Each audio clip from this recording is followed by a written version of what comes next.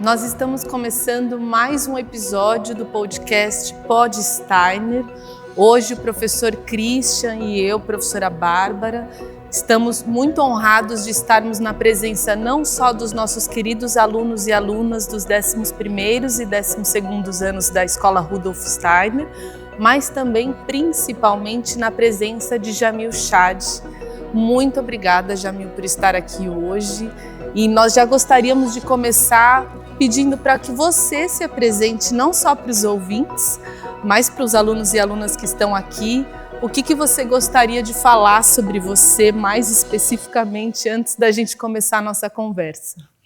Professor, obrigado pelo convite. Professor, obrigado a todos que estão aqui, ex-professores que a gente encontra depois de tanto tempo.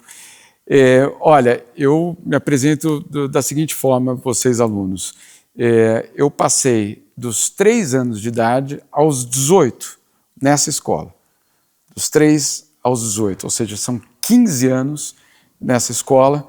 Como eu só tenho 25, claro. Então basicamente brincadeira, mas obviamente um período, talvez o período mais fundamental da minha formação aconteceu aqui. Foi nesse palco aqui que a gente fez a formatura, né? Isso aí tudo não tinha essa estrutura ainda, era de cimento, o teatro estava recém-inaugurado, mas foram anos muito, muito fundamentais. Eu diria não apenas no lado acadêmico, mas por conta das amizades, sem dúvida nenhuma, que perduram até hoje, e, acima de tudo, pela visão de mundo que a escola trouxe. Legal, muito lindo. Muito obrigada, Jamil. Eu que agradeço. Aproveitando então para dar início na pergunta, é uma curiosidade, eu acho que é curiosidade de todo mundo. A gente gostaria de saber como era o pequeno Jamil aqui na escola e assim, se tem alguma coisa que você percebe como um diferencial na formação que você tem, positivamente ou... Olha, e só para completar, eu hoje moro em Nova York, mas eu fiquei 24 anos na Suíça e estou voltando para a Suíça agora, no mês de julho, depois de um período em Nova York, então a família toda vai voltar para a Suíça. Passei muito tempo fora do Brasil, total aí, talvez 25, quase 26 anos. A ideia, pelo menos por enquanto, não é voltar. Mas a relação com a escola era, de uma certa forma, e passou a ser, de uma certa forma, uma relação com o Brasil. Então, os colegas da minha turma, mas também das outras turmas, sempre que eu venho, a gente acaba se encontrando, tem essa relação. Então, no fundo, a escola continuou, né, na nossa vida adulta, de uma forma muito, muito intensa. Cris, também outro amigo de infância. Eu acho que o que a escola mais me proporcionou foi a possibilidade de a gente olhar para o mundo de uma forma holística, de não compartimentar, ou de, vamos dizer assim, buscar explicações compartimentadas para fenômenos que são super complexos. Então, de uma forma até inconsciente, que eu estava dizendo, durante 15 anos você passar dentro dessa pedagogia, o que aconteceu é que, realmente, de uma forma inconsciente, eu levei para o meu trabalho muita vamos dizer assim, da forma de ver o mundo. O que quer dizer isso? Eu preciso ir a um local e fazer uma reportagem sobre aquele local. Ok, então eu vou olhar da parte da história daquele local, mas também da geografia, da parte humana, da parte artística daquele local. Enfim, eu trago da escola talvez essa visão mais holística de todas as histórias. Nenhuma história é só econômica, nenhuma história é só esportiva. Mesmo quando eu passei 10 anos escrevendo sobre futebol, nunca era só futebol, né? Era também história, era também economia, era também a vida daqueles atletas ou daqueles cartolas. Então, é algo que eu acho que eu eu levei aqui da escola. Agora, aqui na escola foram anos realmente espetaculares, que eu me lembro com muita alegria, né? Inclusive quando era proibido jogar bola. Né? Ainda é. Ainda é. Poxa, a quantidade de bola que a gente perdeu aqui, viu?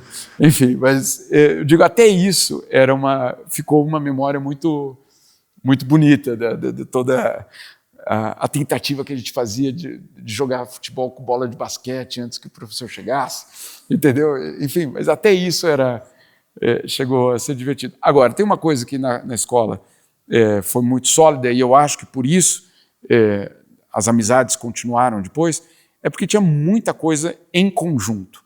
O coral era em conjunto, o teatro era em conjunto, o Parsifal em conjunto. Né? Foram muitos momentos da escola que a classe era uma unidade. Né? Claro que tinha briga, claro que tinha gente que você não gostava ou que não gostava de você, claro, tudo isso tem, isso é humano, mas o que tinha era uma classe que, de uma forma fluida, ia se construindo ao longo do tempo.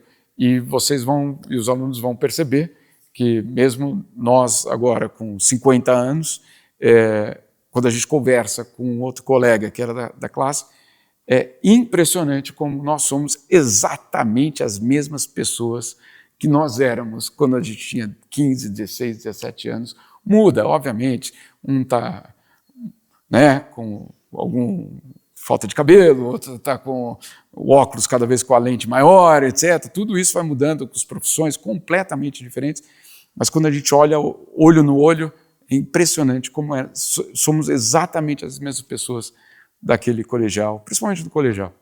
Isso é muito identificável. Isso. Você falou bastante já dessa sensação de ter estudado aqui, mas o Cris e eu queríamos até aprofundar mais um pouquinho em mais uma pergunta. Como que você explicaria para duas pessoas hoje como foi a sua escola? Uma seria para o seu filho.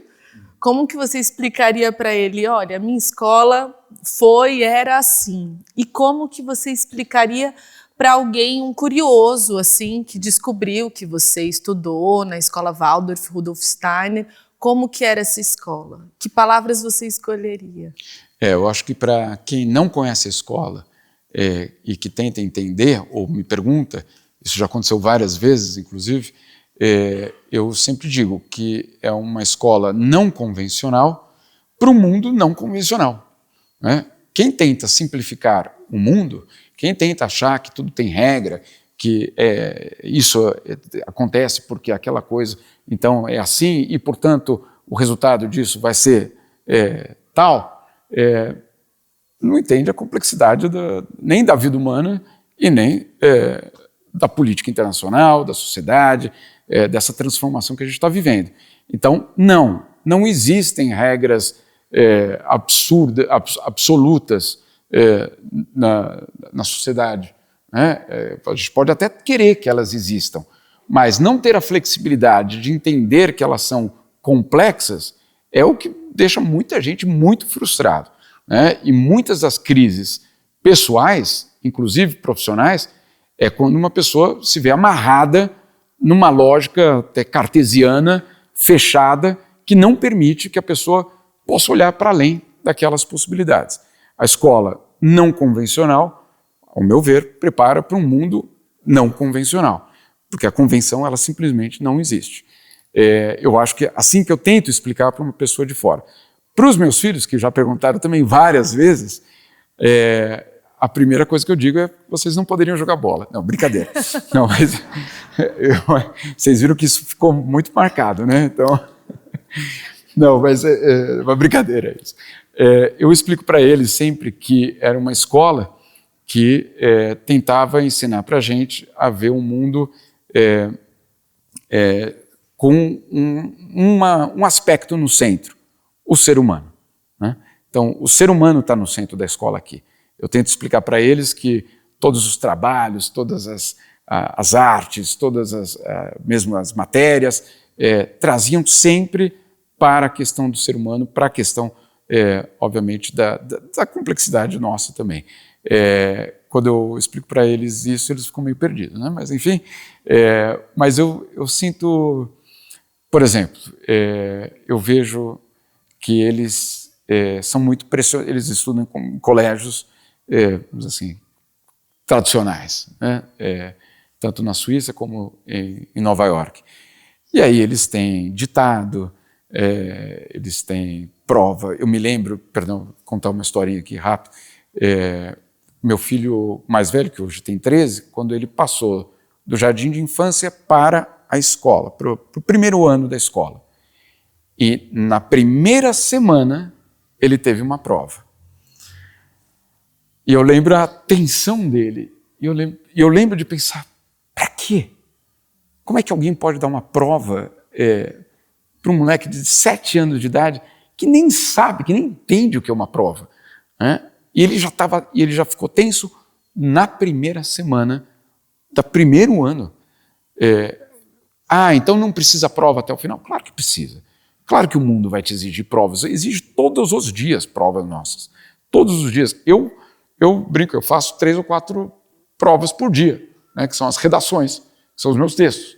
Eu faço provas todos os dias. Mas a pressão que foi colocada nele desde os 7 anos é algo que, para mim, não faz sentido algum, né? Então, eu tento explicar, infelizmente, a gente não pôde colocar em nenhum momento eles, né, na escola, mas eu tento complementar, por exemplo, com música, né, com artes, etc., e também com uma tentativa de que eles enxerguem o mundo dessa forma mais ampla. E pensando nessa sua formação, em tudo que você falou, você teve algum momento de crise? Ou quando você começou a se questionar, mas e o vestibular, né? Esse tipo de pensamento, como que você trabalhou isso? O que representou, se é que representou alguma coisa na sua... Eu acho que o vestibular ele representa muita coisa para qualquer um, para os pais, para os alunos, para os professores, né? É realmente um momento muito decisivo, né? Então, dizer que, não, é mentira, né? Obviamente tem uma tensão, obviamente essa tensão é até saudável, porque significa que você entendeu a responsabilidade desse momento da tua vida de terminar a escola e começar a universidade. Quem não entendeu que esse momento tão mágico está acabando, entendam isso. Realmente entendam que esse momento mágico está acabando, não porque não vai ser mágico depois, mas porque desse jeito, olhem para os seus lados, olhem para o colega ao lado. Isso mesmo. Porque isso não vai se repetir, vai ter outras formas, vai ter outras modalidades, vocês vão se encontrar um monte de vezes, alguns vão até se casar, ter filhos, tudo isso vai acontecer. Mas esse momento está terminando. E quando esse momento termina, obviamente tem uma angústia, né, do vestibular, do que vai ser no dia seguinte, do que vai ser a faculdade. Então, algumas coisas eu, pelo menos, considero. Primeiro, o fracasso no vestibular não é um fracasso na vida. Esse é o primeiro ponto, que não dá para confundir. Não, não passei, eu sou um fracassado. Não é um fracassado. Você só não passou naquela prova. Agora, o que é necessário fazer para passar naquela prova? Mais um ano de cursinho? Ok. Vou contar um segredo para vocês. Não se perde nada em mais um ano de cursinho. Nada. Ninguém, aos 50 anos, com 40 anos, vai perguntar, e quantas vezes você teve que fazer o vestibular para passar na faculdade? Ninguém nunca vai fazer essa pergunta para vocês. Então, realmente, agora, isso não quer dizer não estudar, hein? Não é isso. É entender o momento, é entender que talvez faltou isso ou faltou aquilo, e vai ser corrigido, você vai ter que assumir essa responsabilidade de fazer essa correção. Agora, tem um ponto fundamental, que aí eu acho que é o centro desse momento, do final da escola e do começo da faculdade. É assumir a responsabilidade pela tua vida. É esse momento que você vai decidir a tua profissão, mas não só a tua profissão, que caminho que a tua vida vai ter. Parece muito distante, não, mas é muito fundamental. Então não tenham medo de tomar a decisão. Inclusive, essa decisão pode mudar. A gente tem um amigo, que tem um amigo comum, que ele fez 4 anos de medicina, passou no primeiro ano, fez 4 anos de medicina, no 4º ano de medicina ele falou, não quero, não é medicina. Na USP, ou seja, uau, né? Ah, que desperdício. Desperdício para quem? Desperdício para quem? Ele deixou a medicina, fez ciências sociais para desespero dos pais, e hoje é um diplomata extremamente reconhecido. Então, assim, não deixem que outras pessoas digam para vocês qual é o destino da vida de vocês. Mas, acima de tudo, assumam responsabilidade. Assumir responsabilidade não é moleza, não é tanto faz, eu acho. Não, aquilo ali é um momento de reflexão. Tomem tempo para fazer essa reflexão e assumam que sim, e não vamos passar no vestibular porque faltou isso, ok, mais 1 ano de estudo, trabalhar para caramba. Agora, só completar isso, tem um elemento que eu me lembro de ter pensado, talvez com tanta elaboração, mas hoje eu tenho essa elaboração, não tem atalho. Não existe atalho na vida. Eu vou fazer isso aqui porque isso aqui é mais fácil. Eu vou passar nisso aqui porque esse curso é mais fácil de entrar. Depois, não, mas não era o que você queria. Então, se não é o que você queria, não faz. Né? Ou quer mais 1 ano na vida para trabalhar e entender? Também vale. O que não vale é tomar um atalho. Porque o atalho, ele não resulta em nada sustentável. Eventualmente você vai descobrir, puxa, se eu tivesse tomado o caminho mais longo, talvez mais difícil, hoje eu estaria mais feliz. Então, esse é um momento e é super chave. Também uma pergunta que nós ficamos refletindo, sentados aqui, né?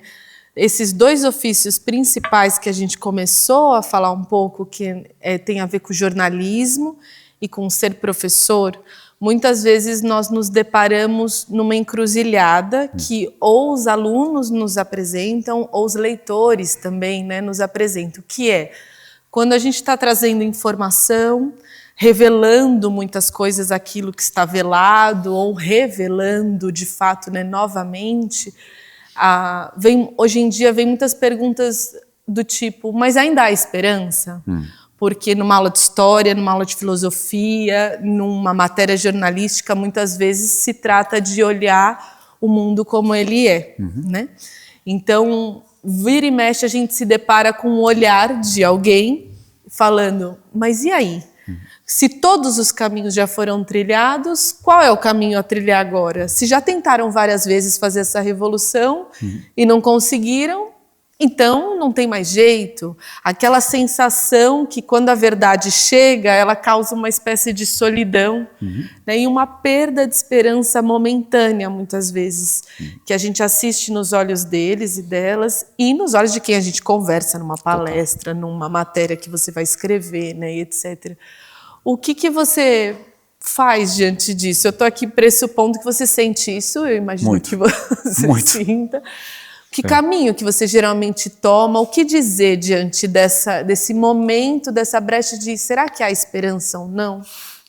Olha, a revelação, ela é a parte da construção da esperança, não da desesperança, por mais dura que ela seja. Então, eu entender um problema é parte da construção e não da destruição. Se eu não entendo que aquilo ali é grave, ou que aquilo ali é muito grave, eu não vou saber até, vamos dizer assim, colocar aquilo numa perspectiva. Mas eu queria dar alguns números para vocês, para entender, para todos nós entendermos que a gente não só precisa ter esperança, mas o mundo colocou na nossa geração uma obrigação, que é a de manter uma trajetória impressionante da humanidade. Eu vou dar alguns números para vocês.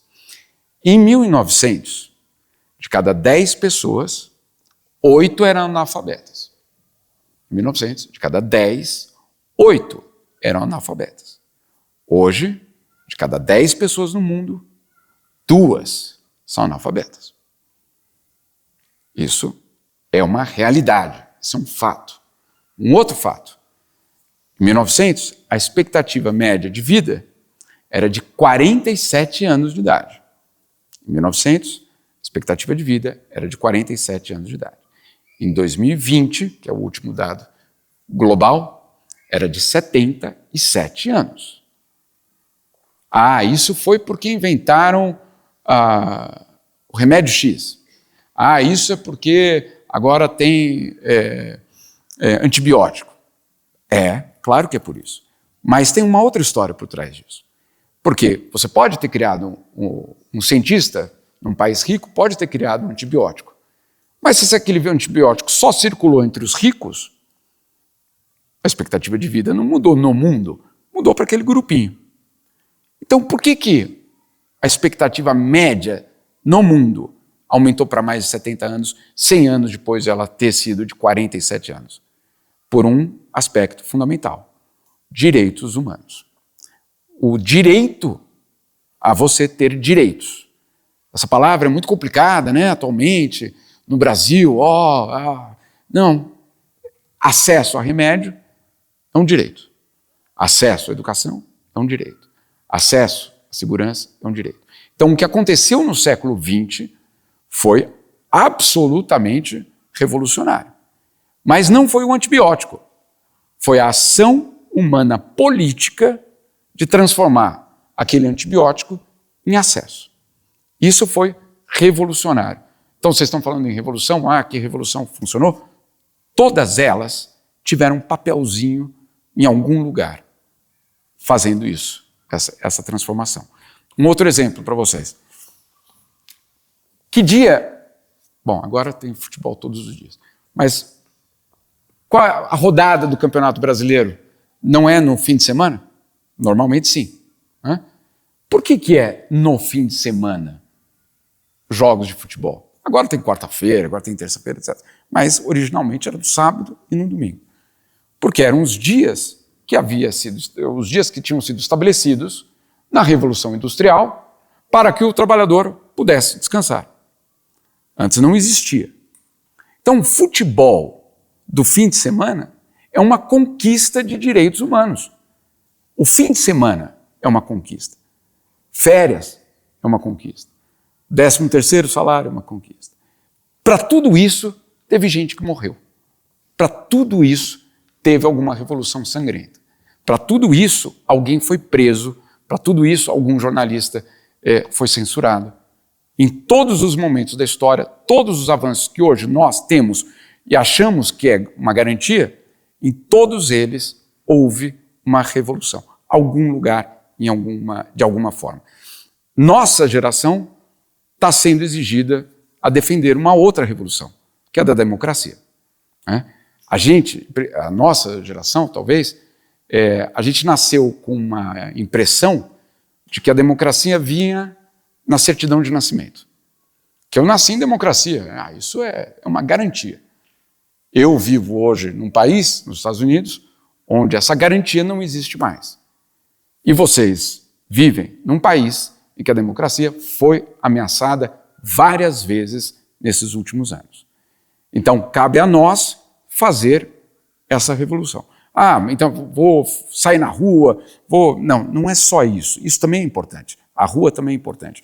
Mas o que é importante? Escolher uma instituição para você defender. Então, você está falando de esperança. Esperança é você pegar uma instituição e falar: essa é a minha instituição, eu vou defendê-la. O que é a instituição? É o Supremo Tribunal Federal. Não. É a biblioteca da escola. Eu vou defender que na biblioteca da minha escola não tenha livros censurados. Eu vou defender que na biblioteca da minha escola tenha livros que denunciam o racismo no Brasil. Eu vou defender que na minha escola tenha livros que defendam o direito do movimento LGBT. Eu vou defender que na minha escola tenha todas as ideologias possíveis para eu entender o que elas são. Então, escolham uma instituição. Instituição, insisto, não é a presidência, o Congresso. Eu escolhi a minha, que é a liberdade de expressão. Então, eu faço parte da Comissão de Liberdade de Expressão da OEA, da OAB, eu sou conselheiro do Instituto Vladimir Herzog, na USP, no Instituto de Estudos Avançados. É o que eu posso fazer. Então, cada um de vocês escolham uma instituição para defender nesse aspecto. Ainda na questão da esperança. Ah, mas meu campo não é nada disso, eu nem gosto de política. Ok, então você vai ser, por exemplo, dirigente de um clube do Juventus, da Moca. Né?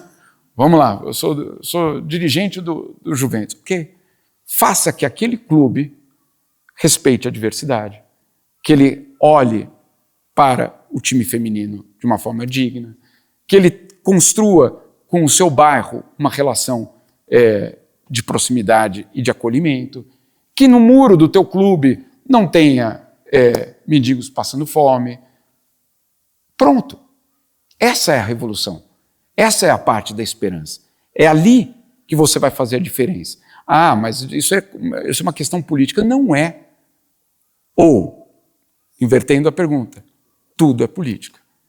Né? Então, quem fala, eu não tenho nada a ver com política. Bom, a política tem tudo a ver com você. Né? Então não adianta você se esconder, porque uma hora vocês vão pagar imposto, vocês vão ver. Né? E quando você paga imposto, vocês estão fazendo política. E quem está do outro lado, recebendo o teu dinheiro dos teus impostos, está tomando uma decisão política de onde gastar aquele teu dinheiro. Tá, mas eu nem me envolvo com política. Você se envolve com política todos os dias, cada vez que você compra uma bolacha, porque ali tem um imposto naquela bolacha que vai para alguém que vai usar aquele dinheiro para alguma coisa. Então, a política é, obviamente, parte da nosso trabalho. Sobre a esperança, é fazer isso de forma consciente. Né? Não dá para perder a esperança. Tem muito em jogo para a gente perder a esperança. Desculpa, falei mais. Não, foi ótimo. Aproveitando, você deixa, né, falar do jornalismo. E como você sente o jornalismo hoje super atacado e com o tanto de desinformação que a gente está vivendo, que você pode dizer sobre isso? É um momento super crítico, porque parte da crítica que existe em relação ao jornalismo é culpa dos jornalistas. Não há nenhuma dúvida sobre isso. O jornalismo teve um papel muito negativo, não o jornalismo, isso é talvez muito genérico. Certos meios tiveram papéis bastante complicados em violações muito graves de direitos humanos no Brasil e no mundo. Então, tem que ser reconhecido isso, o jornalismo tem que dizer muito claramente que tudo isso é uma ameaça e é um problema muito sério. Dito isso, a solução para isso não é a desinformação, não é se informar pelas redes sociais achando que aquilo ali é suficiente para a tua formação. Vou dar eu até estava contando isso agora mais cedo, para vocês entenderem a dificuldade. Eu estava, na pandemia, eu ainda morava em Genebra. Genebra é a sede da OMS, a Organização Mundial da Saúde.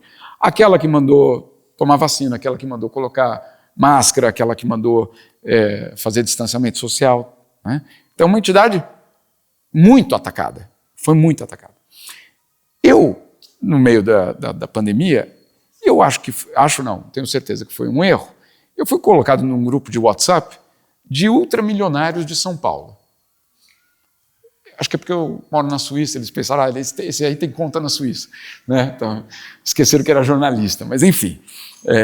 E eram todos senhores de mais de 70 anos de idade, não vou falar aqui, mas vocês podem imaginar, os donos do nosso país, um grupo de 30 pessoas, todos homens, acima de 70 anos, e eu lá. Eu não sei, alguém errou gravemente, mas enfim. E eu fiquei, quando eu vi quem eram as pessoas, eu fiquei quietinho. Né? Eu falei, eu vou agora descobrir quem são, como interagem, como se procriam, né? O que comem, onde vivem, exatamente. Uau, vou conhecer esse pessoal. E fiquei quietinho, não me pronunciei. Até que um dia, eu tinha acabado de sair da OMS, numa daquelas coletivas que a gente chorava de, né? 5 mil mortos no Brasil, 50 mil mortos no mundo, num dia só. Né? Era aquelas coletivas de imprensa que até hoje eu fico arrepiado. E aí eu olho o grupo, aí alguém escreve assim, acabou, a pandemia acabou, estamos salvos. e uma mensagem. A cloroquina funciona. Eu falei, putz, esses velhinhos vão morrer, né? Porque eles vão acreditar que... Eu falei, eu preciso dizer alguma coisa, né? E naquela semana tinha saído uma carta de uma instituição americana que chama Center for Disease Control, CDC, que é uma espécie de NASA da saúde mundial. Era uma carta desse centro para todas as universidades americanas, dizendo o seguinte, gente, já está provado que a cloroquina não funciona. Por favor, não gastem mais dinheiro na pesquisa da cloroquina. Destinem esse dinheiro para alguma outra pesquisa em relação à pandemia, porque está provado que esse remédio não funciona. Só para deixar aqui muito claro, ninguém torce contra um remédio. Ninguém queria que a cloroquina não funcionasse. Eu ouvi isso do próprio diretor da OMS, depois de várias conversas que a gente teve. Ninguém torcia, tomara que não funcione. Não, todo mundo queria que funcionasse, mas não funcionou. Muito bem. Eu peguei aquela carta e coloquei no grupo. Eu falei, gente, desculpa, meu nome é Jamil Chad, sou comunista, brincadeira, né? Enfim, e olha, infelizmente, esse remédio não funciona. E olha, estou colocando aqui a carta do CDC para Harvard, para Columbia, para Yale, para Stanford, não sei o quê, pedindo que não se gaste mais dinheiro nisso. Qual foi a primeira mensagem desse grupo para mim? Quem disse que essa carta é verdadeira? Vai falar, é verdade, podia ser um comunista querendo atrapalhar a vida, né, do grupo ali. Aí eu fui lá no link, peguei o link e coloquei o link. Resposta de novo. Cuidado, esse link pode ser chinês. Você fala. Ou seja, por que eu estou falando disso? Porque a credibilidade daquela primeira mensagem, que não tinha fonte, nem sabia de onde tinha visto, tinha mais credibilidade do que qualquer instituição que eu estava tentando dizer. Então, o que aconteceu na nossa sociedade? Que aquela mensagem sem fonte quer dizer, segundo o IBGE, segundo o Ministério da Saúde, segundo o especialista tal, não tinha fonte nenhuma, mas aquilo tinha mais credibilidade do que uma carta da NASA. O que aconteceu na nossa sociedade para que isso tenha se transformado? Então, essa é uma pergunta também para o jornalismo, obviamente, mas também para a sociedade. Então, eu peço para vocês, por favor, não estou dizendo para acreditar no jornalista, não, pode questionar o tempo todo, questione o tempo todo, mas quando for ler ou receber um vídeo de alguém, pare para a primeira coisa, de quando é aquilo ali? É de hoje? É do mês passado? É de 3 anos atrás? Então, leia a data, por favor, daquela notícia. Primeiro, parece, mas é óbvio. Não, não é óbvio. Leia a data. Segundo, ao ler a matéria, a coluna, etc., vejam se há alguma referência a uma instituição, a uma pesquisa, a uma pessoa. Isso é fundamental para a gente entender se aquilo ali é um fato ou uma fake news. Falando em fake news, a gente às vezes acha que foi o Trump que criou o termo fake news, né? Fake news vem do Goebbels, dos nazistas. No auge do nazismo, quando a imprensa começou a escrever que o exército nazista estava perdendo algumas batalhas, a resposta do regime foi dizer, essa imprensa que mente, Lügenpresse, essa é a imprensa que mente, a fake news, que depois de 80 anos foi traduzida para fake news e usada. E era verdade o que aquela imprensa estava dizendo em relação aos nazistas. Então, vamos só lembrar de onde vem a desinformação. O último ponto ainda em relação à desinformação. Uma coisa é um jornalista errar na notícia. Puxa, eu errei, foi uma apuração errada. Ok? Cobre o jornalista, exija uma explicação, etc. A outra coisa é desinformação. Desinformação não é um erro da parte do jornalista. É um instrumento de poder para você ser confundido. É um instrumento de poder. Mentir é um instrumento de poder. E o que nós estamos vendo hoje é a autorização para mentir à vontade, para garantir que você, na sua mente, construa uma outra realidade. Para quê? Para que no dia do voto você não esteja plenamente sob o controle dos fatos. Você está sob o controle de outras coisas. Vou contar uma historinha que outro dia aconteceu comigo. Vai estar no meu próximo livro que sai em julho. Eu fui entrevistar o Viking do Capitólio. Vocês se lembram desse personagem? Então, foi uma loucura total. Foi talvez uma das experiências mais espetaculares que eu já tive, porque era impossível convencê-lo de alguma coisa. Não estava lá para convencer. Eu decidi que eu iria ouvi-lo. Eu ia fazer perguntas, iria ouvi-lo. Mas para vocês terem uma ideia de como começa a história, ele me diz, olha, vamos... Então eu falo, podemos nos encontrar? Claro, vamos tomar café da manhã. Ok. Aí ele marca o café da manhã, isso era em Phoenix, no Arizona. Ele marca o café da manhã num restaurante orgânico, porque ele não come comida processada, porque ele não confia nas multinacionais. Falei, uau, já começamos, né? Eu não sabia que o Viking do Capitólio, trampista, era quase Waldorf, né? Falei, uau, né? Quase, irmão, vem aqui me dá um abraço, né? Arroz integral, etc, enfim, tudo isso.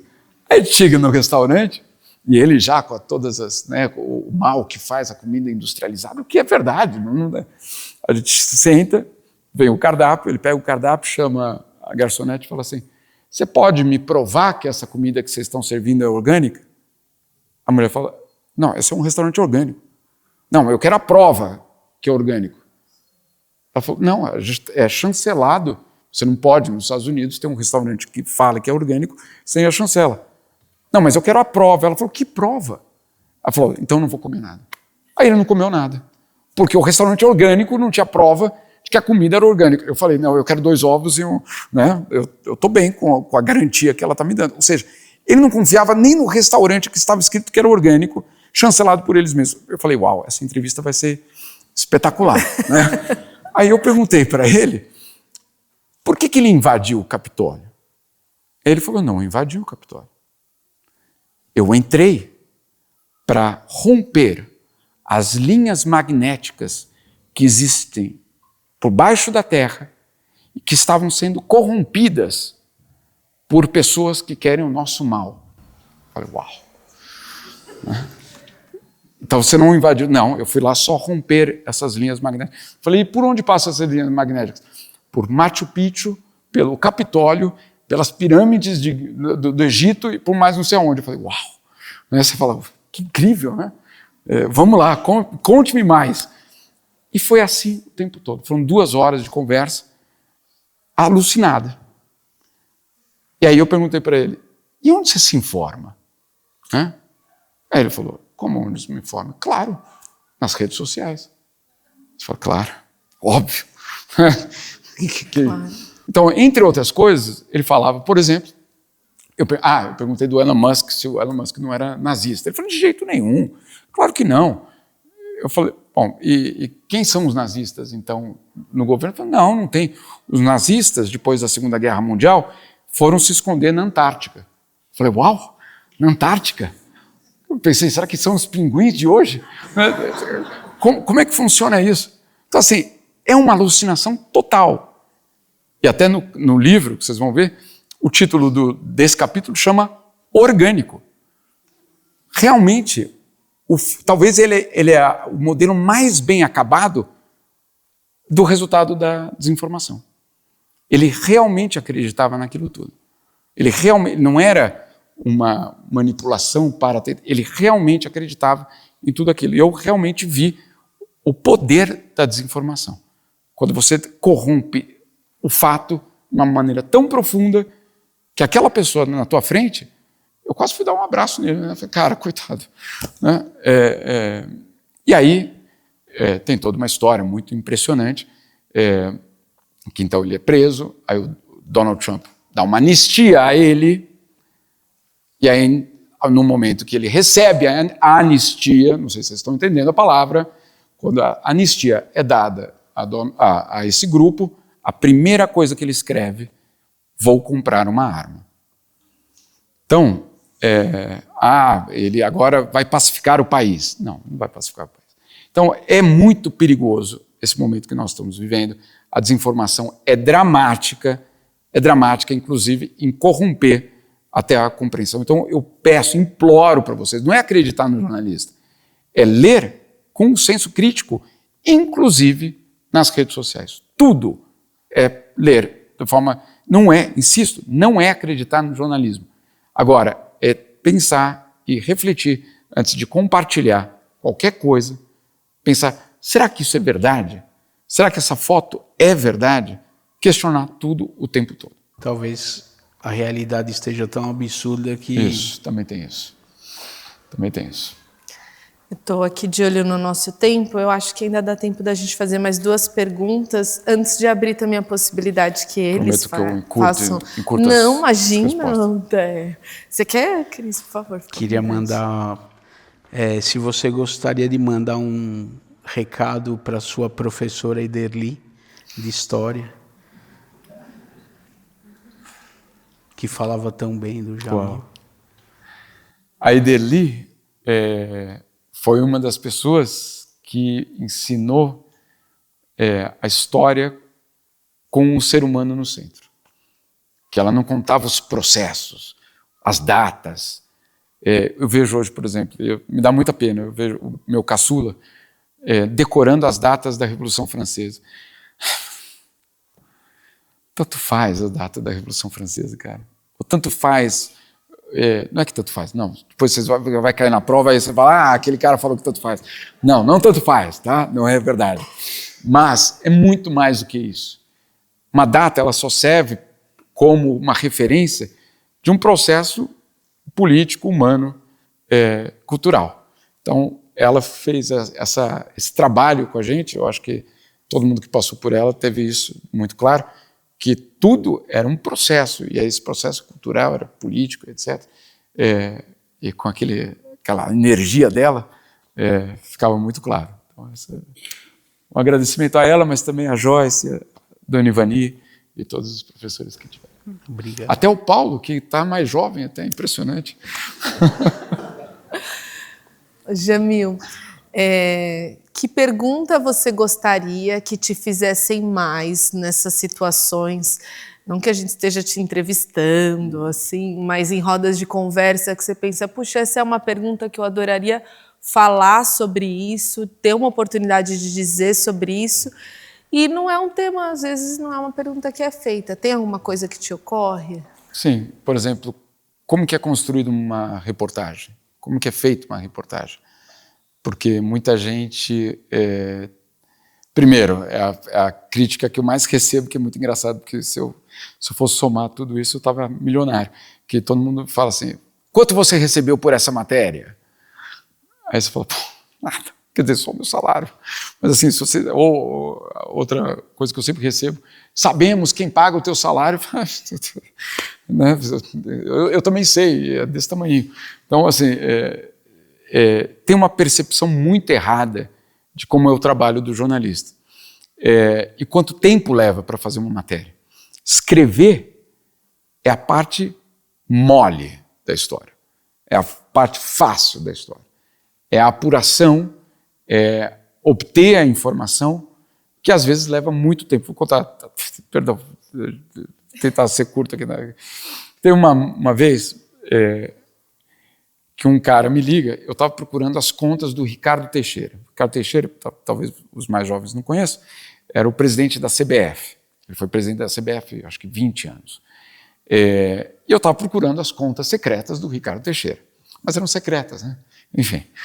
E eu estava procurando na Suíça.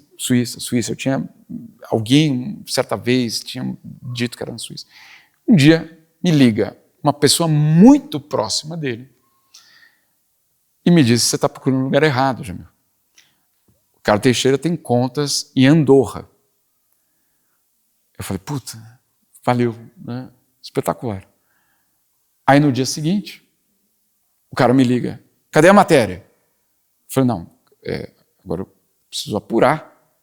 Ele falou, não, mas eu estou te contando. Eu falei, mas você vai falar on the record? On the record eu vou citar, Maria da Silva disse que Ricardo Teixeira tem contando coisa. Eu falei, não, eu não posso aparecer. Eu falei, mas você tem algum documento? Não, não tenho documento, você não acredita em mim?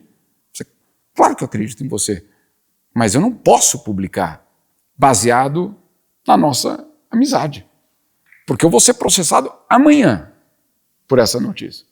Aí vão me dizer, qual é a sua fonte? Eu vou ter que dizer, anônima, porque eu preciso proteger minha fonte.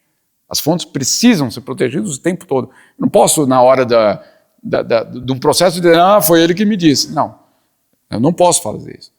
Então, eu não posso publicar, cara.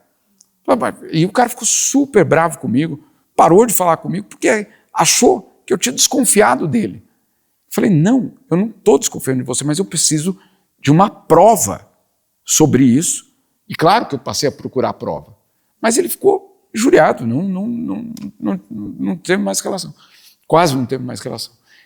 5 anos depois, eu encontrei a prova. 5 anos depois. Quando eu encontrei a prova, eu peguei e liguei para ele.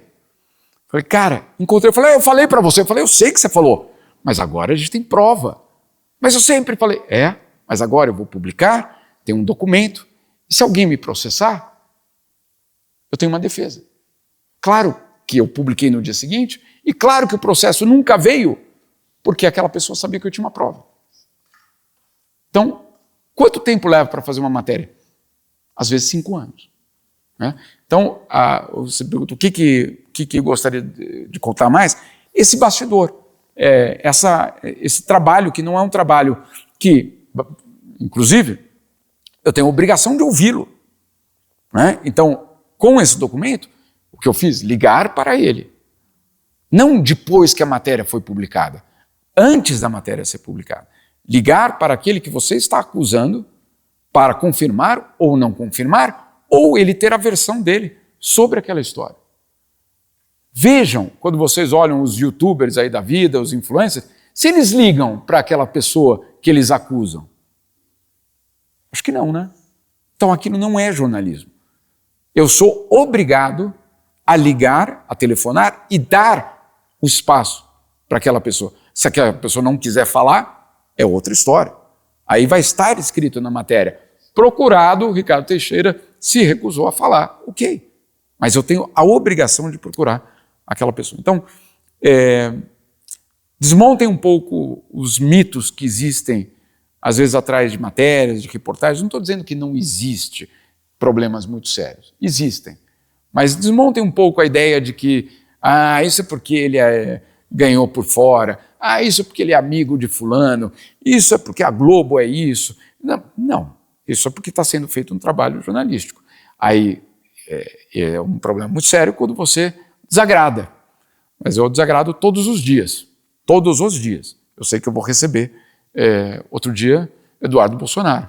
Né? O outro dia, um ministro do governo Lula. Ok. Agora, eu sei que eu vou dormir tranquilo. Isso não tem problema. Nossa, muito legal de ouvir isso na comparação dos youtubers, né? Esse exemplo bem simples que você deu é sobre uma ética, talvez jornalística, ou não sei, um procedimento também. Um procedimento de você checar, né? De você abrir esse espaço, porque a gente muitas vezes tem muitos alunos que perguntam, e se eu fizer jornalismo? O jornalismo existe ainda? Existe jornalistas? Eles escrevem mesmo? Precisa ter faculdade de jornalismo para fazer jornalismo? Porque eu também posso fazer qualquer coisa e me comprometer a isso. Esse já foi um exemplo simples e pontual de um saber que só talvez se estudar jornalismo vai saber. É verdade. Ou que você faça um mestrado depois. Né? Sim. Você pode fazer ciências políticas e depois fazer um mestrado. Você pode fazer ciências, ou, sei lá, até medicina e ser jornalista depois para ser um jornalista especializado na área médica, que é fundamental. Né? A quantidade de bobagem que eu escrevi, meu pai e minha mãe me matavam sempre de medicina. Né? Enfim, é muito fundamental. Vou dar um outro exemplo dessa questão do jornalismo.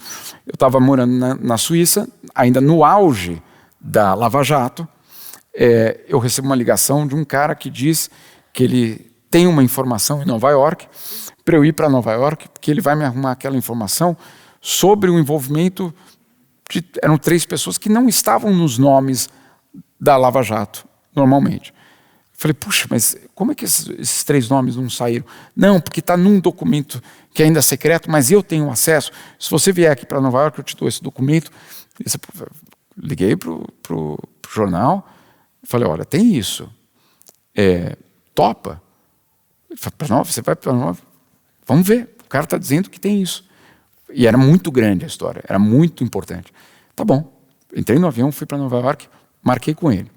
Primeiro dia, a gente marcou, ele falou, pô, cara, eu estou resfriado, não vou poder aparecer. Eu falei, tudo bem, eu tinha algumas coisas para fazer também em Nova York, eu falei, tá bom. Amanhã. Dia seguinte, ele não me atende. Eu falei, mais um dia, inventou que o pé dele inflamou, não sei o que. Aí ele falou, não, mas sabe o que eu vou fazer? Eu vou mandar para você por e-mail. Eu falei, cara, vim de Genebra para cá para você mandar por e-mail. Mas tudo bem, vamos tentar salvar a viagem. Aí ele manda por e-mail. Eu abro e começo a ler. E estava lá, um documento de 200 páginas com o nome das 3 pessoas. Eu falei, uau, que ia ser uma bomba. Aí eu comecei, e é a outra parte que eu digo que não tem atalho.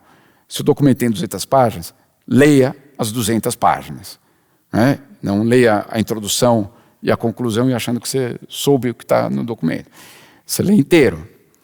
Ao ler inteiro, eu me dei conta que todas as vezes que o nome dessas 3 pessoas apareciam, elas estavam grafadas de uma forma diferente de todos os outros nomes.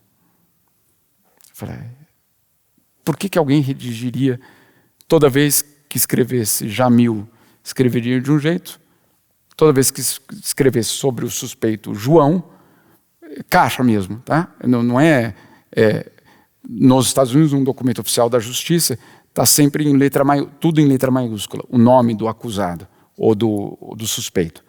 No nome desses caras, estava só a primeira letra maiúscula, o resto minúsculo.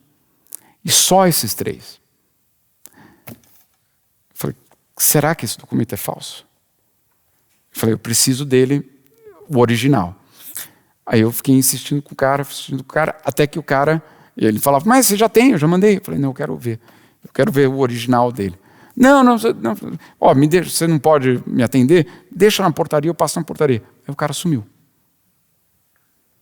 Ou seja, e eu nunca publiquei essa matéria, provavelmente aquele documento era falso.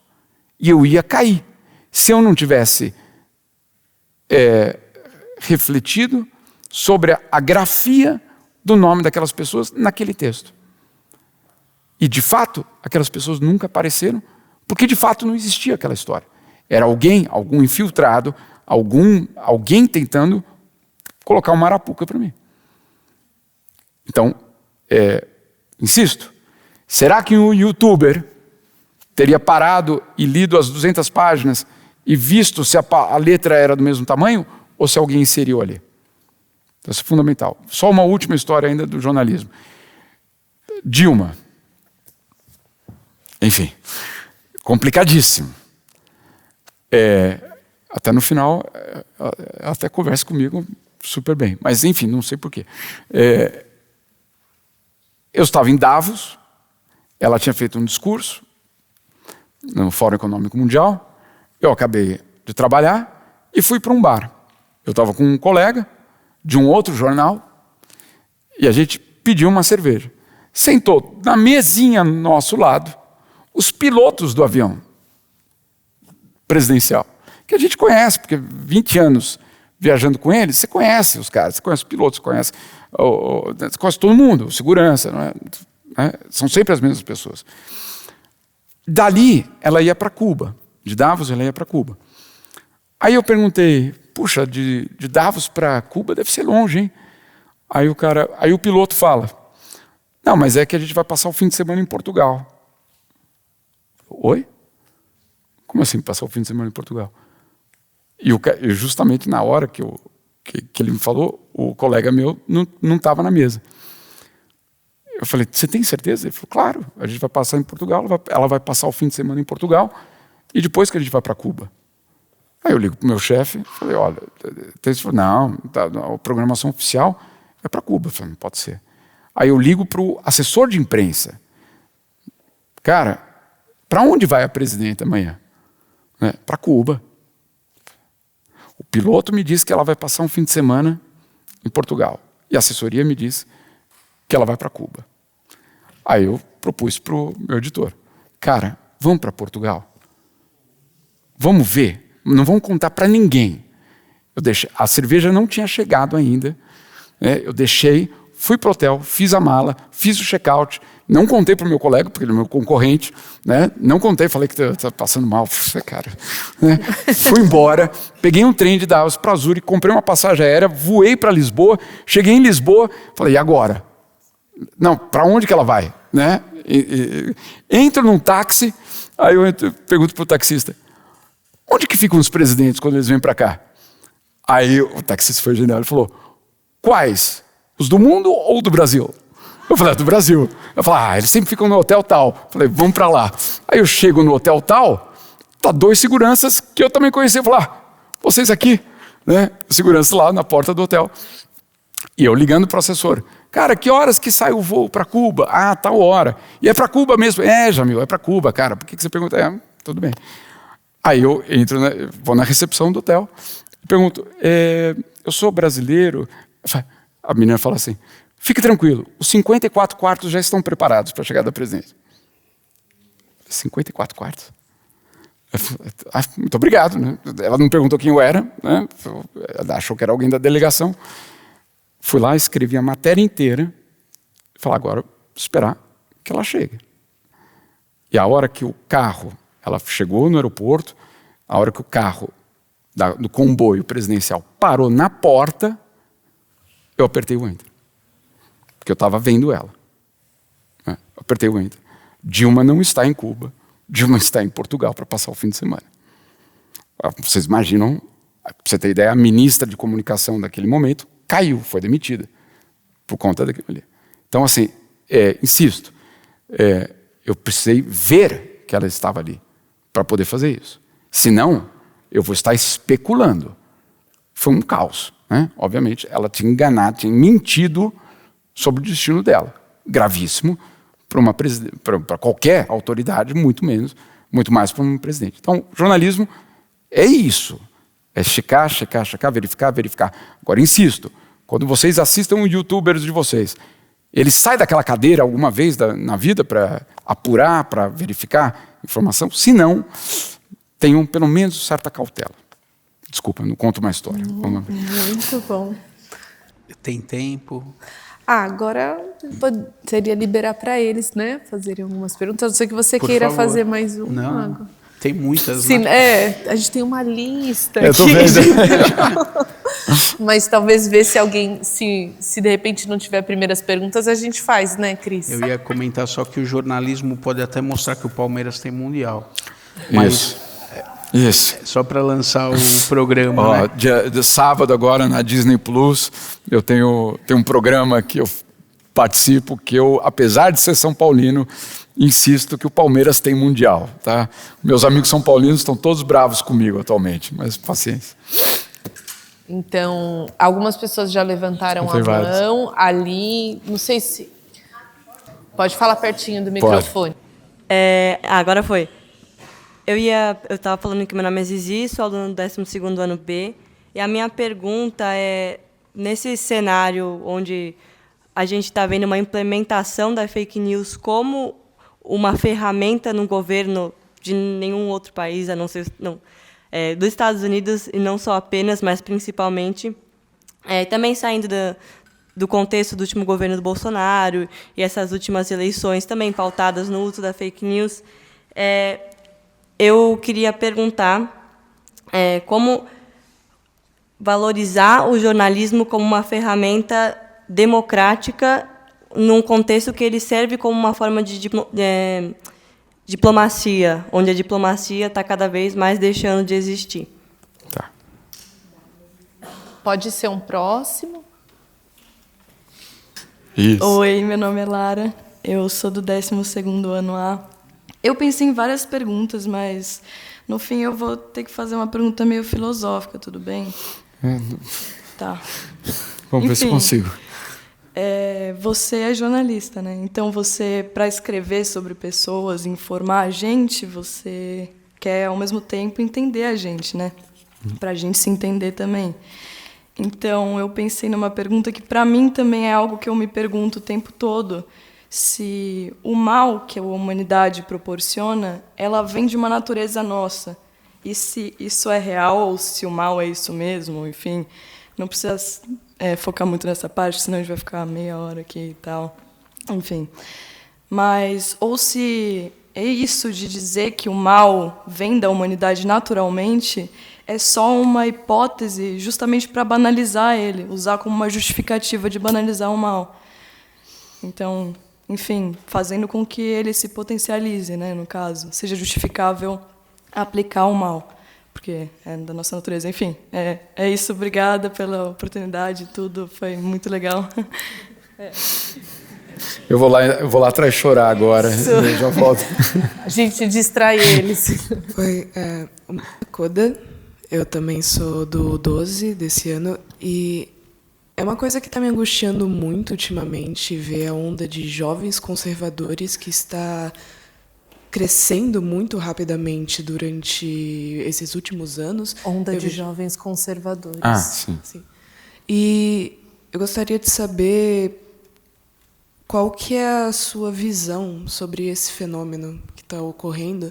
Claro. Porque, querendo ou não, pelo menos pelo meu entendimento da história, eu acho que é uma das, se não a primeira vez que está rolando eu não diria que é a primeira vez, me equivoquei, mas eu vejo que está muito forte isso, e é uma coisa que pelo menos está me assustando. Caramba. Quer responder essas três? Ou Vamos lá, posso começar pelas três? Vou começar de trás para frente. Então, é verdade, e essa onda conservadora dos jovens, ela não é só brasileira. Eu vejo ela nos Estados Unidos, eu vejo ela muito na Europa também. E aí tem alguns elementos que a gente precisa entender. O primeiro deles é a traição que aconteceu em relação à democracia por parte dos partidos tradicionais e por parte dos progressistas. Então, o que aconteceu em 2008? Em 2008, há uma ruptura do sistema financeiro internacional, os bancos quebram e os governos vão socorrer os bancos. Com dinheiro de quem? Da população. Nosso. Aqui, de certa forma, mas muito, muito, muito na Europa. Quando isso é feito, o dinheiro dos velhinhos, dos aposentados, dos funcionários públicos, etc., e toda a estrutura do estado de bem-estar social começa a ser desmontada para que os estados possam pagar, não é uma brincadeira, 9 trilhões de dólares que foram gastos para salvar os bancos. 9 trilhões de dólares. Só para a gente colocar numa perspectiva, com 2 trilhões, o mundo resolveria o problema da fome definitivamente. E foi gasto 9 trilhões de dólares para salvar os bancos. Então não devia ter salvo? Sim, eles tinham que ter sido salvos, justamente porque no sistema capitalista, o sistema financeiro é as veias, é a circulação sanguínea do sistema. E era fundamental, senão todos nós teríamos quebrado. Ok, até aí tudo bem. A questão é quem é que pagou por isso. Quem pagou justamente fomos nós.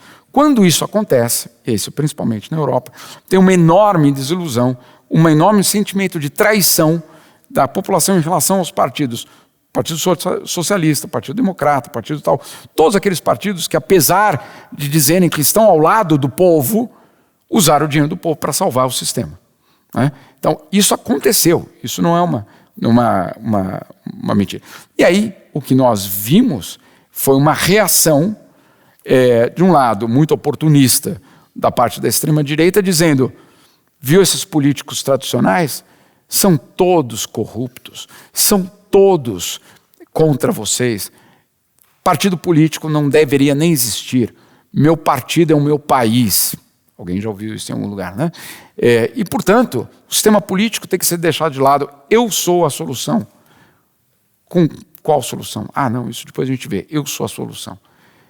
E, nesse contexto, vem junto isso que você coloca. E aí não é dizer que esse é o problema, mas é transformar isso numa arma política. Conservadorismo, eu acho absolutamente legítimo. O conservadorismo da Angela Merkel, o conservadorismo do Macron, o conservadorismo da direita, eu diria, que joga pelas regras democráticas. Ah, eu não aceito o aborto. Ok. Ah, eu sou religioso. Ok. O que você não pode é exigir que o outro tenha, obviamente, as mesmas regras tuas. Nem de um lado, nem do outro. Então, o que nós estamos vendo não é só o conservadorismo. É o ultraconservadorismo e a tentativa de transformar isso na única regra viável da sociedade. Esse é o grande perigo. Por exemplo, uma das tentativas da extrema-direita na ONU é de que seja colocado só um modelo de família como a única coisa legítima que possa existir. Uma família, pai, mãe e filhos. Ponto. Será que essa é a realidade, por exemplo, do Brasil, onde milhões de mães solteiras existem? Não, né? Outra coisa, o que é democracia exatamente? É a imposição de um modelo de vida nos demais? Olha que curioso a extrema-direita. Ela fala tanto em liberdade, né? Ninguém vai me calar, eu não vou colocar máscara, porque isso é cercear a minha liberdade. Eu não aceito, eu quero uma arma para me defender, ter a liberdade de me defender. Mas a mulher não tem direito a ter liberdade sobre o corpo dela. Ah, então tem uma linha. Tem, sempre que um elemento fundamental é colocado nesse contexto. O poder. O poder de um certo grupo em estabelecer, obviamente, as regras. Então, eu concordo contigo. Eu não vejo com preocupação o conservadorismo. Não é. Ele precisa existir, inclusive, no mundo. Não há o espaço legítimo para o conservadorismo. O problema é quando esse conservadorismo tenta ser a única regra que possa existir. Do outro lado também é um problema. Quando na ala progressista só existe ou só pode existir tais regras de vida e que alguém não possa optar por ter uma religião. Claro que pode optar, né? Claro que pode optar por não fazer um aborto. Perfeitamente. Então, essa é o dilema que nós estamos. Agora, você tem toda a razão em colocar essa preocupação, porque essa preocupação ela não é isolada. Ela vem num projeto de poder. Eu não vou me estender aqui, porque senão é um dos temas que eu mais trato, que é justamente o projeto de poder da extrema-direita. Convencer uma parcela da população de que ela está sendo ameaçada e que, portanto, ela precisa resgatar valores tradicionais. Insisto, não há nenhum problema com valores tradicionais. O problema é quando você, então, criminaliza quem não tem os valores tradicionais. Ou, do outro lado, você não tem valores tradicionais, mas você criminaliza quem tem valores tradicionais. Dos dois lados está errado, né? Uma democracia ela só pode existir quando esses dois grupos coexistem com todos os seus direitos. Eu quero ter o direito a fazer um aborto, eu não quero ter o direito, eu não quero fazer um aborto, também ok. Eu quero ter uma religião, ok. Eu não quero ter uma religião, também ok. Né? E assim por diante. Então, tudo isso é fundamental. Do mal, eu não tenho essa resposta. Lara, o que eu posso te dizer, e que eu tenho visto em muitos lugares, e muitos lugares é mesmo no interior do Sudão, no deserto no Iraque, é que é muito mais complexo do que o bem contra o mal. Eu não consigo mais ver essa linha de divisão. Porque eu não estou dizendo que o mal não exista e que não exista o correto, não é isso. Mas isso são todos processos. E a gente precisa entender cada um deles. Então, só para te contar também uma historinha que foi... O genocídio em Darfur, no Sudão. Dramático, 300 mil mortos. E eu fui para o Sudão, para Darfur, e eu tinha pedido para entrevistar o governador, o autor do genocídio. O autor do genocídio. E a ideia era que, obviamente, é um cara bruto, horrível, etc. Quando eu chego na antessala dele, a porta estava meio aberta, e ele estava, eu acho que ele não viu que eu já estava lá, e ele estava dentro da sala dele, com a televisão ligada, assistindo Tom and Jerry, e morrendo de rir. Eu falei, esse é o criminoso de guerra? Esse é o genocida? Ele está assistindo Tom and Jerry e rachando o bico?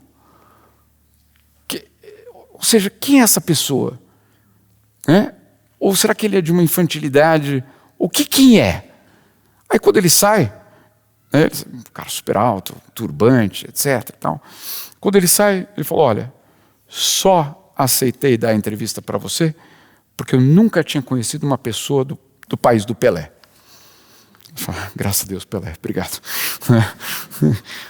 Ou seja, então ele era fã de futebol, assistia e ria com um desenho animado, e era um genocida. Um personagem. Quem é essa pessoa? Ou seja, não estou dizendo que ele não é um mau e que ele não deve ser preso. Claro que deve. Ele matou 300 mil pessoas. Agora, qual é a história dele? O que levou ele a justificar a morte de 300 mil pessoas? Então, essa é, para mim, a pergunta mais importante do que se existe ou não existe o mal. Claro que ele existe, óbvio que ele existe. Mas o que constrói esse personagem a trilhar esse caminho?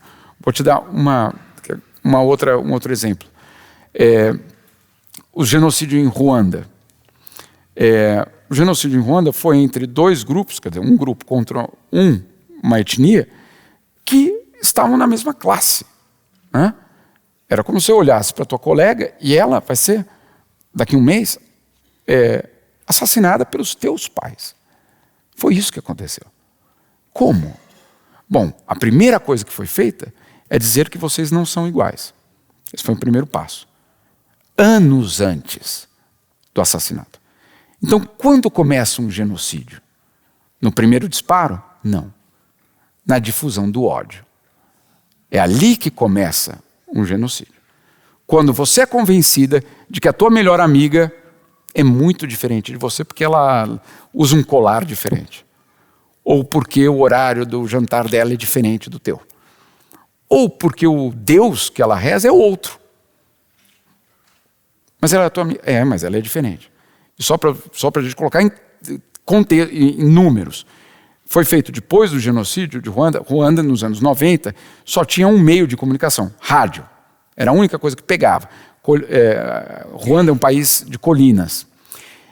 E aí fizeram um estudo que, olha só o que mostrou. Bom, tinha uma rádio que no começo só tocava música boa, fim de semana mostrava o Campeonato Paulista. Estou brincando, na Ruanda não tinha o Campeonato Paulista, mas enfim, era uma rádio super legal, que todo mundo começou a assistir, a ouvir. De repente essa rádio começou, no meio da programação, a dizer, aquela etnia, você viu aquele problema que eles causaram naquele bairro? Mês seguinte, você viu que eles roubaram não sei o quê no governo? Você viu não sei o quê? E foram ampliando. Até um ponto que eles começaram a dizer, aquela etnia merece morrer. Aquela etnia são baratas, que era a palavra usada para aquela outra etnia. Até o momento que a rádio convocou você a matar a tua amiga. E aí olha que impressionante essa história.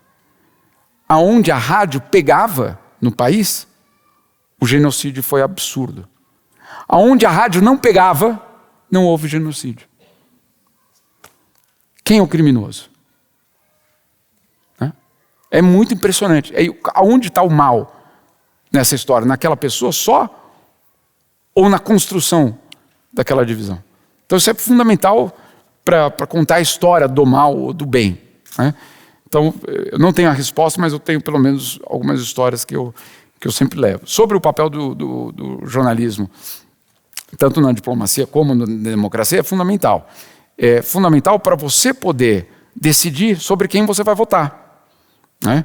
Eu vou votar naquele cara porque eu gosto dele, ou porque ele tem certas ideias, ou porque o jornalista descobriu que aquele cara é ladrão, ou que aquele cara violentou a esposa, ou quem é essa pessoa. Então o jornalismo é fundamental na democracia, mas insisto, o jornalismo, não o influencer.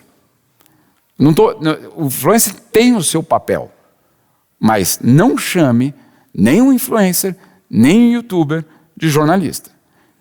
Não são.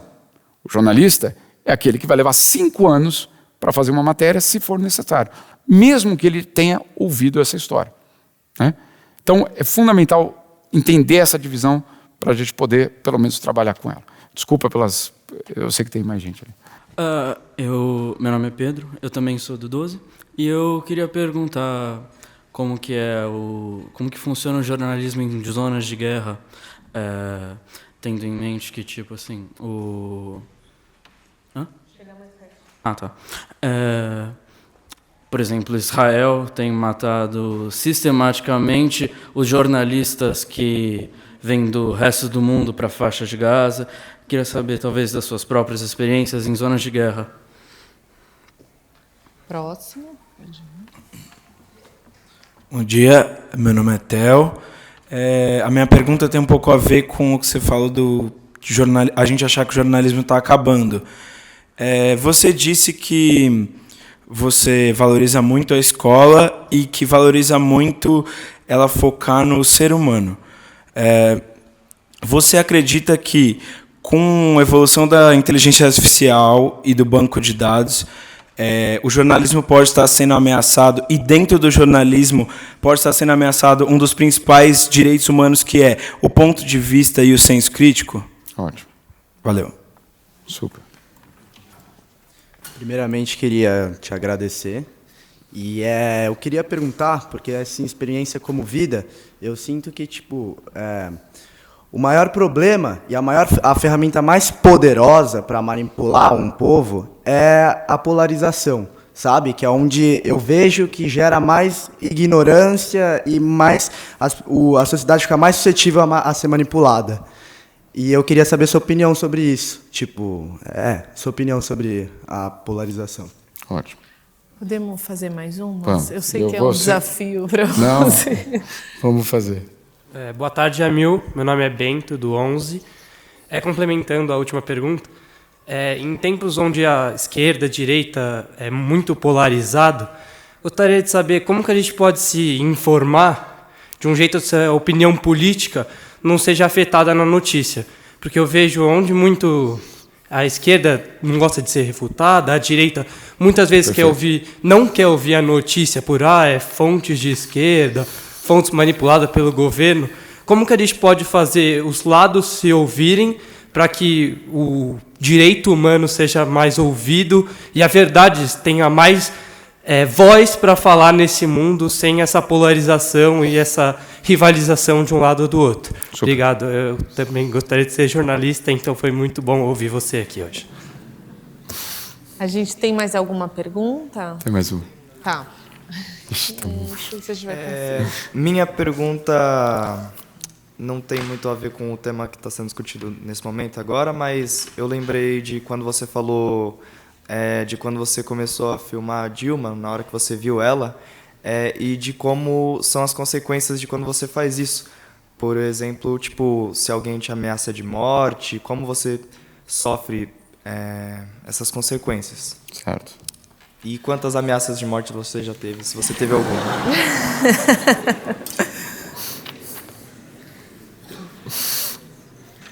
Oi, Jamil. Meu nome é Vitor, eu sou do 12B. Eu queria agradecer pela palestra, foi muito bom pelo podcast. Sei que talvez não consiga responder minha pergunta, mas obrigado. Minha pergunta ela vem nesse momento que o Brasil está passando de novo por um grande escândalo político, né? Novidade. E eu queria saber se você acha que esse escândalo ele vai influenciar as eleições do ano que vem de alguma forma? Porque você vê que o escândalo do INSS, ele começa no governo Bolsonaro, ele migra para o governo Lula, ele acontece, todo esse jornalismo acontece sobre o escândalo no governo Lula. Como você acha que a eleição do ano que vem, que dá as caras de que vai ser polarizada, como esse escândalo, de certa forma, quebra isso ou influencia cada vez mais? Obrigado, viu? Super. Então é o último. Eu prometo que eu vou ser breve em cada uma delas. Oi, meu nome é Guilherme e eu vou mudar bastante o tema, porque é isso. Eu queria te perguntar se vale a pena entrar no ramo do futebol sabendo que tem muita corrupção e politicagem, tipo, esquemas, e o que você acha, tipo, como os maiores patrocínios dos clubes brasileiros, pelo menos, são tipo as bets, e como isso influencia as pessoas que assistem futebol. Bet, né? Tá. Boa sorte, Jamil. A gente tem 2 minutos, tô brincando. O almoço é comprometidíssimo para você. Vai passar um pouquinho. Eu não vou almoçar tudo. Então, não, vamos lá, rapidinho. Ameaça. Eu sou constantemente ameaçado. Teve um período que foi muito grave. E esse período muito grave foi muito grave. No sentido de que, quando eu vinha para o Brasil, eu tinha que avisar a Polícia Federal para ele, e eu dizer quais locais eu ia, para eles verificarem os locais antes de eu poder ir. Né? Então, assim, era real. E era muito constante, muito violento, e é muito... Porque tem um aspecto que é curioso, porque é falar, é um ataque virtual. O que é um ataque virtual? Ele é real. Você fica com medo real. Então, ele não é um ataque virtual, ele é um ataque, ponto. Né? Se alguém bateu na tua porta, ou se alguém te mandou uma mensagem, é a mesma coisa. Né? Então, com informações da família, entendeu? Com coisas muito concretas que davam realmente muito medo. E muitas informações que você fala, obviamente, tem autoridades envolvidas nisso. Né? Ninguém faz isso sem passar por autoridades. Eu também tenho... tem casos, por exemplo, em que uma embaixada no exterior chegou de Brasília um formulário para todos os funcionários da embaixada perguntando: você conhece Jamil Chad? Em que circunstância você se encontrou com ele? Para os funcionários. E se a pessoa respondesse não conheço, nunca vi, não sei lá, tal, tinha uma pergunta embaixo: quem do teu departamento você acha que conhece ele? Ou seja, denúncias, delação entre eles, que era justamente para tentar cercar. Então, é uma realidade muito impressionante quando você descobre que você está nessa mira. Né? Eu não tenho essa confirmação, mas todos que me dizem falam que eu estava naquele momento ali da espionagem da BIM paralela, que fez todos aqueles dossiês sobre aquelas pessoas, que aparentemente também estaria ali. E que também, de fato, isso apareceu em um certo momento, numa matéria daqueles sites absurdos, fazendo uma referência à minha mulher. Por quê? Para quê? Então, é real, é muito real, é uma coisa muito séria, muito, muito, muito séria. Eu vou juntar 2 perguntas sobre a polarização. A polarização na política é absolutamente normal. O que não é normal é que a polarização se transforme, primeiro, numa ruptura da sociedade, e que essa ruptura da sociedade impeça que a sociedade tenha um projeto de nação. Então, esse é o grande problema que nós temos. Agora, essa polarização ela é construída com um objetivo: chegar ao poder. Então, você não vai ver... levanta a mão quem fez essa pergunta, os 2 que fizeram essa pergunta da polarização. Convido vocês a irem no YouTube e colocarem Obama, McCain. Eu sei que não é da idade de vocês, vocês deviam estar foi 2008, a eleição de 2008. Um elogiando o outro. E o McCain, num comício, McCain era o candidato republicano. Perguntam para ele, é verdade que o Obama é terrorista, muçulmano e não sei o quê? E ele pega o microfone da pessoa e fala, não, Obama é um cara muito legal, é um pai de família. Acontece que nós temos uma divergência em alguns temas, mas ele é um cara muito legal. Eu nunca mais ouvi um político dizendo isso do concorrente, né? Quando o Obama ganhou, quando ele falou no nome McCain no discurso dele, vaiaram. E aí ele parou o discurso e falou, parem. Então, ou seja, dá para fazer política polarizada sem perder o elemento humano. Dá para fazer isso. Na política você pode ter adversário, mas não inimigo. Porque o inimigo, no fundo, é o teu próprio país, se você cria uma situação como essa. Então, é muito grave, é uma estratégia de poder, e é uma estratégia que vai nos afetar todos por muito tempo. Porque se você não consegue mais falar com teu pai de política, se você não consegue falar mais com teu tio de política, é, obviamente, um sintoma de que aquela sociedade vive, infelizmente, um racha tão profundo que não tem mais, hoje, um projeto de nação. Isso é muito grave. Eu vou pular, porque senão, vou resumir aqui, senão não vai dar tempo. Inteligência artificial é a nova bomba atômica. É do tamanho de quando foi inventada a bomba atômica, a dimensão estratégica que a bomba atômica teve na história da humanidade, é o que nós estamos vivendo hoje com a inteligência artificial. Quem detém o poder sobre a inteligência artificial detém uma bomba atômica naquela sociedade. Então, vai ser necessário, como todo segmento da sociedade democrática, vai precisar de regulação, vai precisar de alguma... regulação não é censura, não confunda uma coisa com a outra. Eu tenho liberdade para dizer o que eu quero. Claro que não. Eu não tenho, como jornalista, eu não posso chegar lá e escrever seu não sei o quê, seu tal. Não sou, eu sou processado no dia seguinte. Então por que você pode falar o que você... Não é mentira, você não pode falar. Isso não é verdade. Liberdade de expressão não é isso. Liberdade de expressão não inclui incitação ao ódio, à violência, ao assassinato, à discriminação, ao racismo. Não é liberdade de expressão isso. Então, a inteligência artificial é já uma revolução e que vai, em algum momento, precisar passar por uma... não é, insisto, censura, é regulação.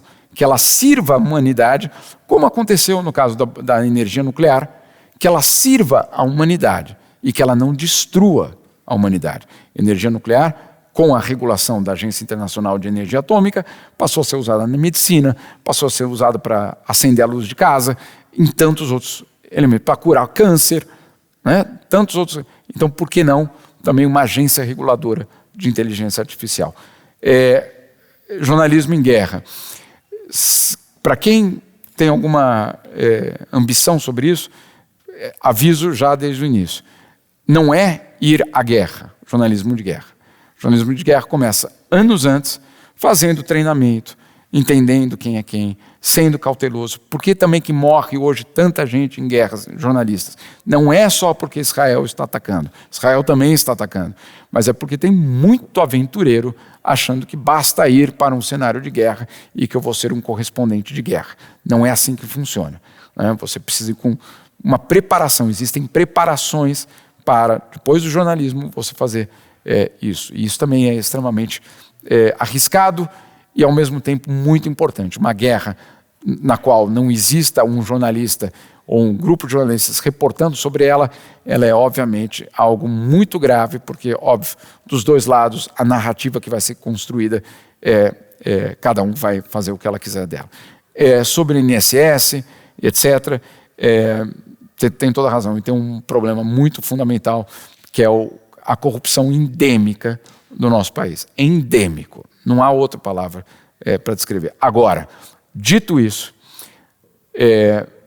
o combate à corrupção precisa ser feito também de forma ética e dentro do Estado de Direito. Então, não adianta você, mais uma vez, aqueles atalhos. Não adianta você pular etapas, porque, afinal de contas, os fins justificam os meios.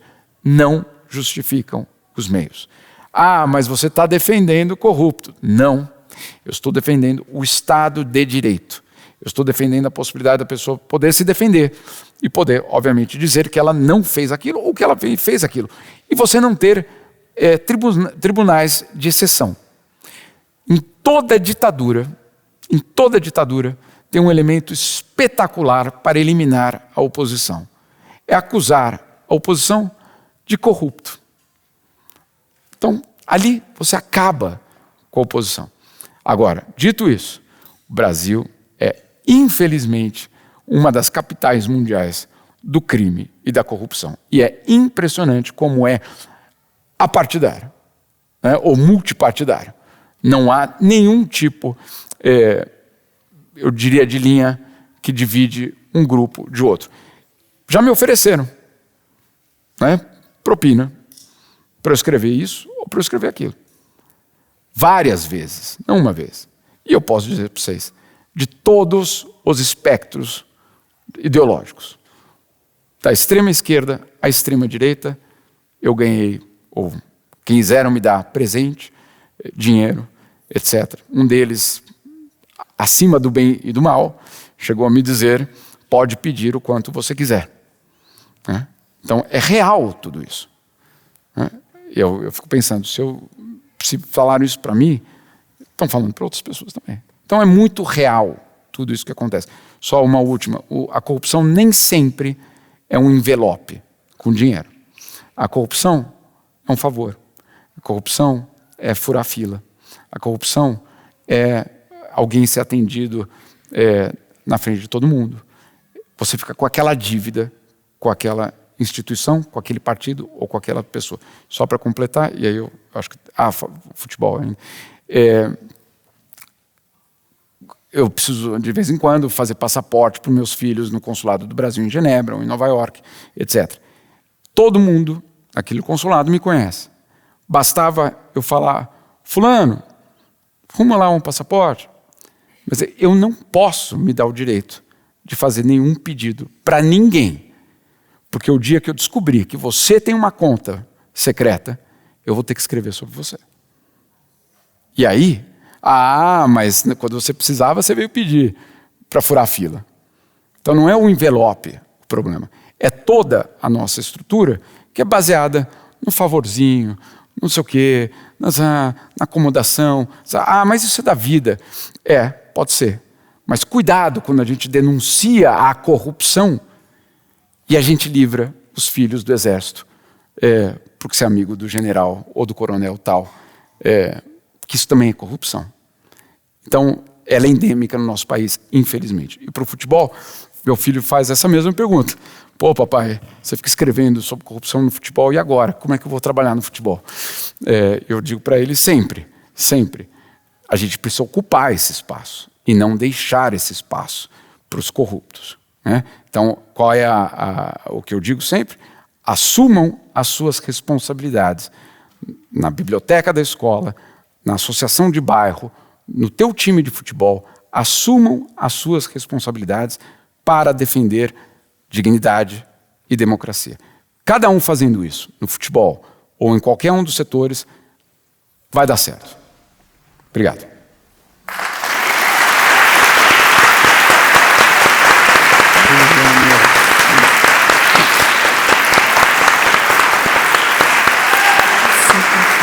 Oi?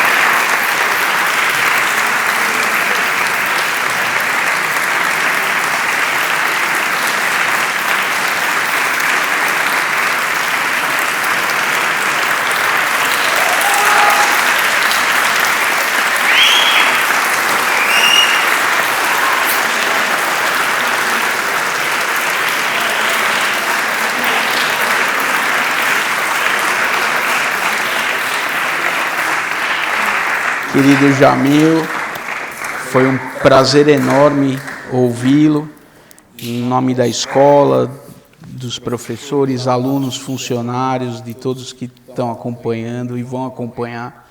Muito obrigado. Super. Agradecemos demais. Voltaremos. Com certeza. Obrigado. Valeu. Obrigada, Jamil.